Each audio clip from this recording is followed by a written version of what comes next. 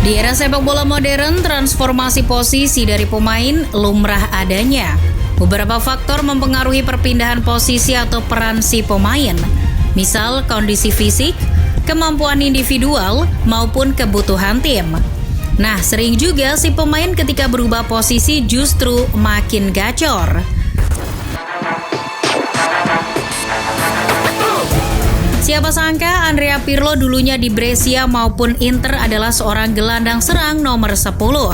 Namun, ketika dipoles Ancelotti di Milan, ia menjelma menjadi seorang regista yang handal. Pirlo menjadi maestro di formasi berlian atau pohon cemara Ancelotti.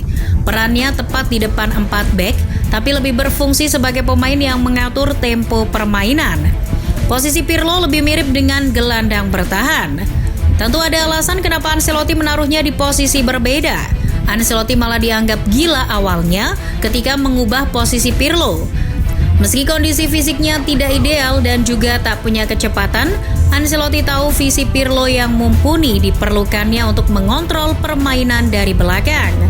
Terbukti, Pirlo tambah gacor dengan fungsi berbeda. Visinya sebagai playmaker tak hilang, hanya di posisi berbeda. Berbagai gelar telah ia raih bersama Milan maupun Juventus di posisi barunya tersebut.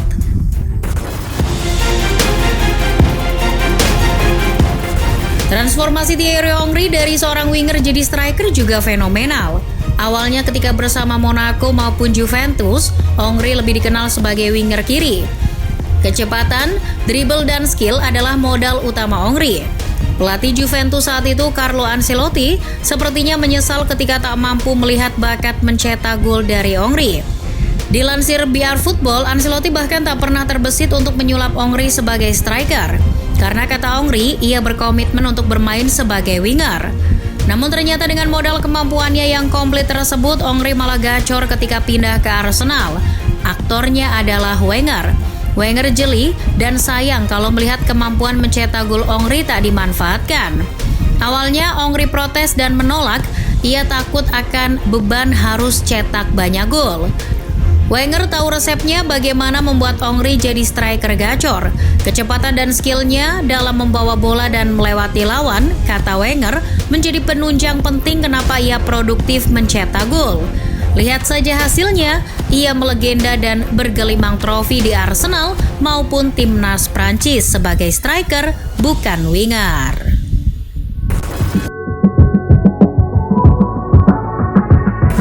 Pep Guardiola ketika di Barcelona juga pernah menyulap Javier Mascherano yang tadinya dibeli dari Liverpool sebagai gelandang bertahan menjadi bek tengah.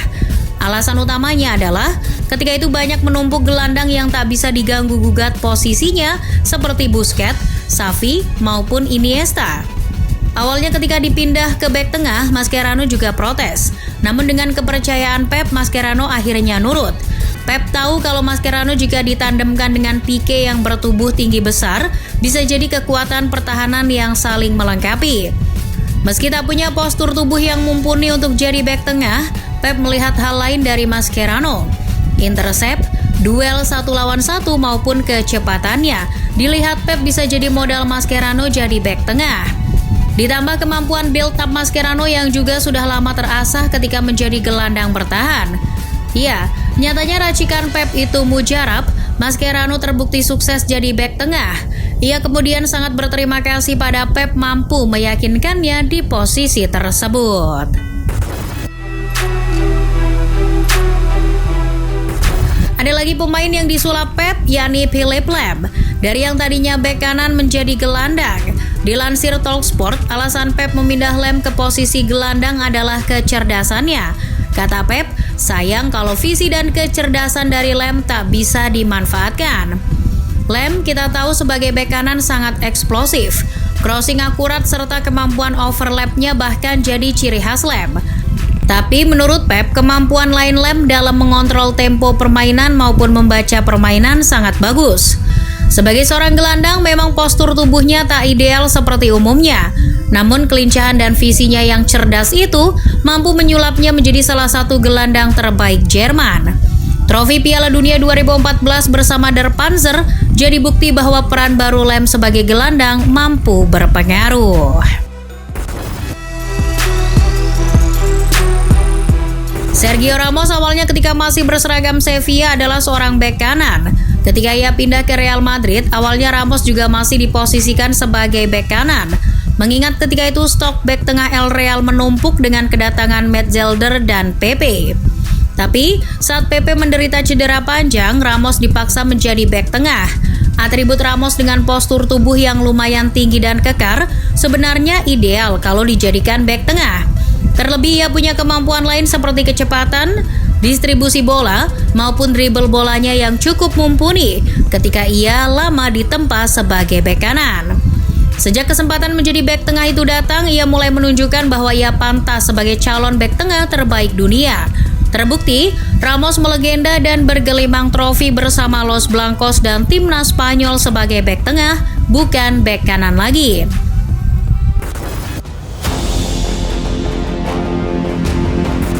Pemain berikutnya ada Vincent Kompany. Mantan kapten City itu awalnya hijrah ke Etihad sebagai seorang gelandang bertahan dari Hamburg.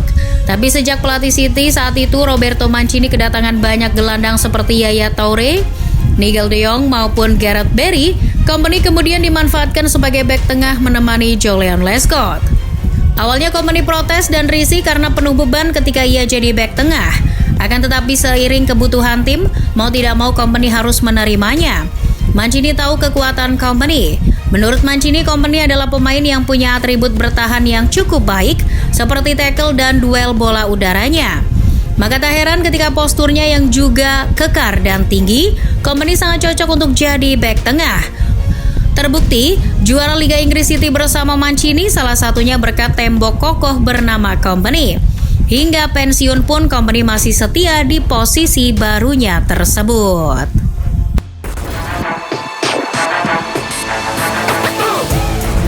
Ada juga Gareth Bale, mantan bek kiri handal milik Sutton. Ia disulap menjadi winger kiri terbaik ketika bermain bersama Spurs. Bale mulai perlahan menunjukkan tajinya sebagai winger kiri terbaik ketika momen tahun 2010 pada laga Spurs melawan Inter di babak grup Liga Champions. Bale yang dipercaya pelatih Harry Redknapp sebagai winger kiri membuat hat-trick saat itu. Dilansir Biar Football, Redknapp tahu kelebihan lain Gareth Bale yang sayang kalau tak dimanfaatkan, yakni mencetak gol. Kecepatan menyisir flank serta kekuatan postur tubuhnya juga jadi faktor penunjangnya. Ya, transformasi posisi bintang Wales itu sebagai winger terbukti sukses, baik di Spurs maupun bersama Real Madrid.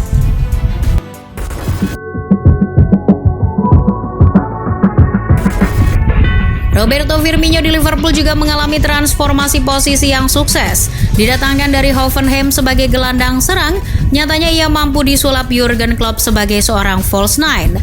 Debutnya bersama Liverpool bersama Rodgers, Firmino sebenarnya sudah difungsikan sebagai seorang striker ketika Sturridge cedera. Namun koleksi golnya yang tak mentereng membuat Liverpool kecewa. Namun kedatangan Jurgen Klopp di Anfield mengubah itu semua. Firmino disulap Klopp menjadi seorang striker false nine yang tak terlalu dibebankan untuk mencetak banyak gol. Ia lebih ditugaskan bermain turun ke bawah menjemput bola dan melakukan pressing. Sebagaimana kunci utama gaya permainan Klopp yakni gegenpressing. Kemampuan Firmino sejak sebagai gelandang serang yang skillful dan pandai membuka ruang mampu membuat dimensi lain dari penyerangan Liverpool.